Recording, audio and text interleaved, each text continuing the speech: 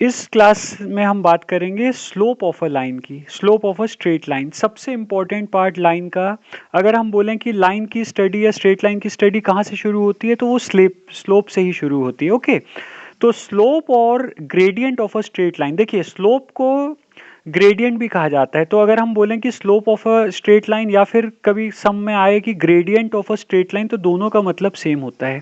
Okay, देखिए slope जो है उसकी डेफिनेशन करने से पहले एक देख लेते हैं कि स्लोप एक्चुअल में करता क्या है। स्लोप जो है, किसी लाइन का स्लोप लाइन की स्टीपनेस को दर्शाता है कि लाइन कितनी स्टीप है। अब देखिए स्टीपनेस का मतलब क्या होता है, एक एग्जांपल से मैं आपको बताऊं, बहुत इंटरेस्टिंग ये चीज़ है।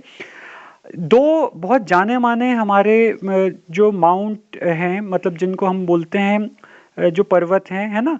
सबसे पहले तो माउंट एवरेस्ट है।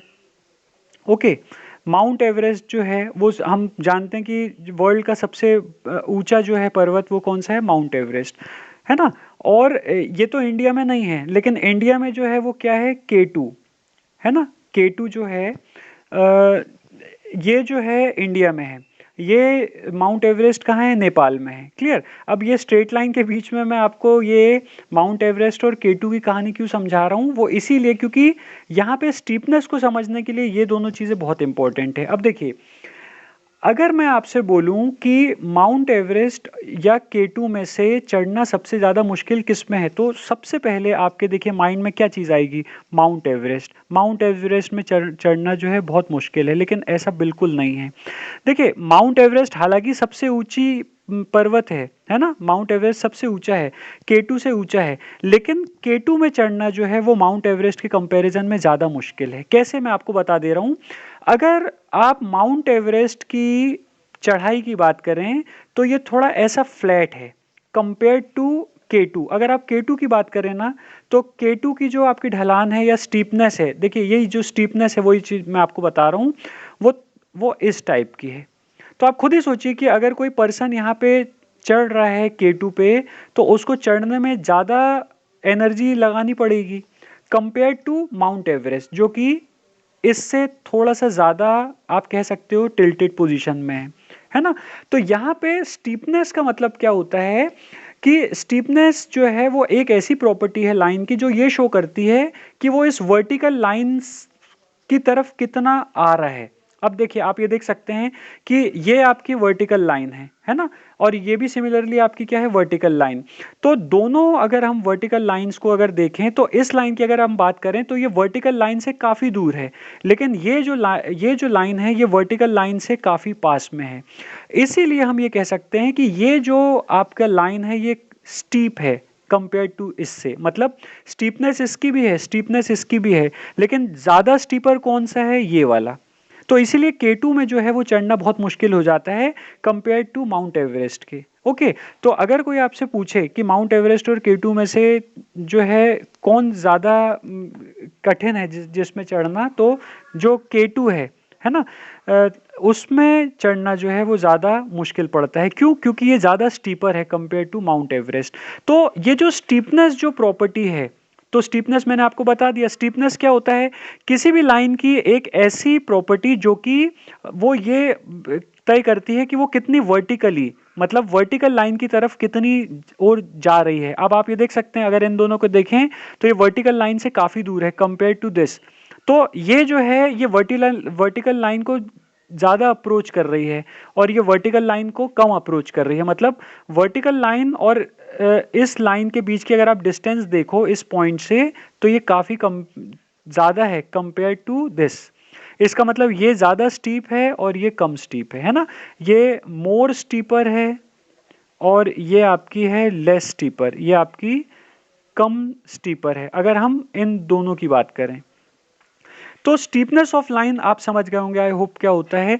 तो जो ये जो स्ट्रेट लाइन में जो आप पढ़ते हो, स्लोप और gradient of a straight line, ये एक्चुअल में क्या करती है, ये लाइन की स्टीपनेस को मेजर करती है कि लाइन कितनी स्टीप है।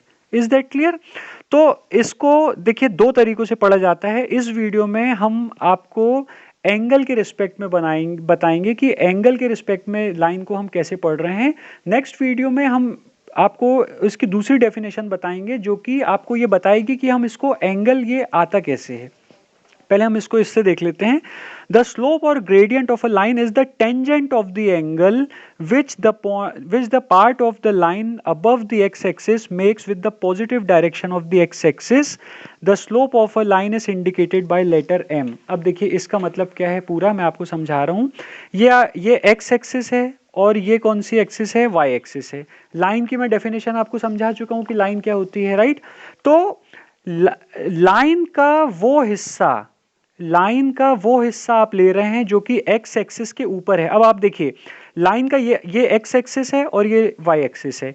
लाइन का ये जो पार्ट है, ये जो हिस्सा है लाइन का, ये x एक्सिस से नीचे है, और लाइन का जो अबव वाला पार्ट है हम सिर्फ उसकी बात कर रहे हैं जो x एक्सिस से ऊपर है।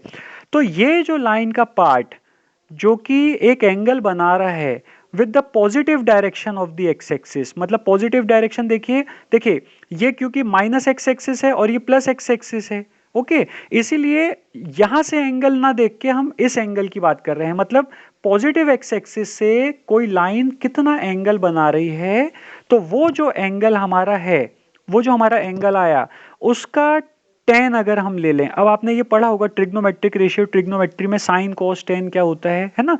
तो जो भी हमारा एंगल, ये लाइन जो है जो एक्स एक्सिस के ऊपर और पॉजिटिव एक्स एक्सिस के साथ जो एंगल बना रही है, अगर हम उसका tan ले लें, मतलब यहाँ पे अगर लाइन एंगल थीटा बना रही है, तो जो tan थीटा है वो कहलाता है इस लाइन का स्लोप, कि ये लाइन का स्लोप क्या है, और उसको हम किससे डिनोट करते हैं, m से।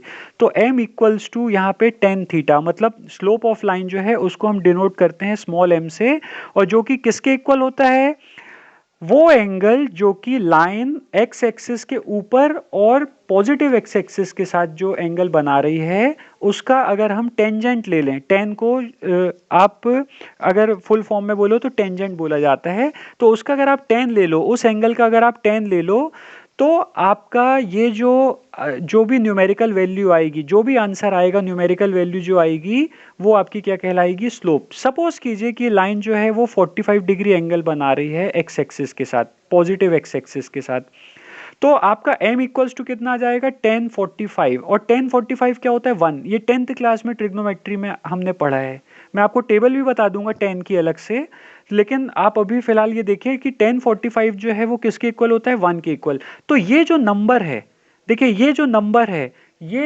नंबर आपका आया है यहाँ पे, यही आपका इस लाइन का स्लोप कहलाता है। मतलब हम ये कह सकते हैं कि इस लाइन का स्लोप क्या है, 1, ओके। अब देखिए आपकी जो प्राइमरी डेफिनेशन है, जो आपकी बिल्कुल प्राइमरी आपकी जो डेफिनेशन है जहां से हम स्लोप ऑफ लाइन या ग्रेडियंट ऑफ लाइन को पढ़ते हैं, वो यही डेफिनेशन है। लेकिन जब हम अगला वीडियो देखेंगे ना, उसमें आपको बहुत अच्छी से क्लियर हो जाएगा, मतलब वो कंसेप्ट जो है वो इससे ज़्यादा इंपॉर्टेंट है समझने के पॉइंट ऑफ व्यू से।